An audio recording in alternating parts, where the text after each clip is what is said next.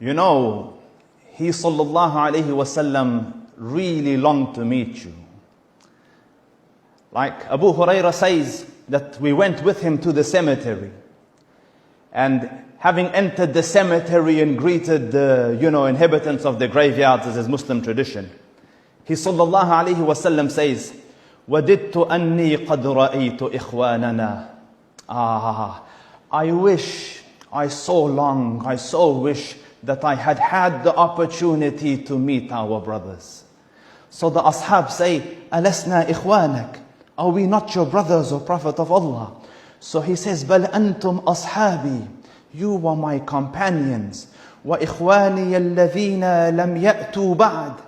But my brothers are those who will come afterwards. They will be those who believe in me, having never seen me. And I will go ahead of them in anticipation of them, waiting for them by my pool at Kawthar. So the ashab say, if you've never met them, how will you know them in the Day of Judgment?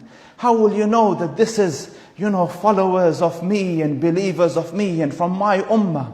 So he sallallahu alayhi wasallam says, imagine a person has a herd of horses.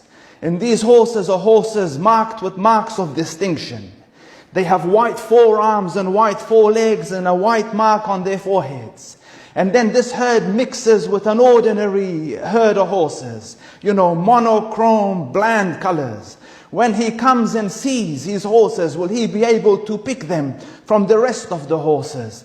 So they say, yes, O Prophet of Allah. Horses of distinction will be able to be picked out from the rest of the horses. So the Prophet ﷺ say, my ummah will come. My brothers, the ones that believed in me, having never seen me, will come in the Day of Judgment. And their marks of distinction will be, their limbs will be glowing, their faces radiant from the athar of wudu. And I will recognize them and meet them and wait for them at my house. So glad tidings to you, Muslim, you for whom the Prophet is waiting on the other side.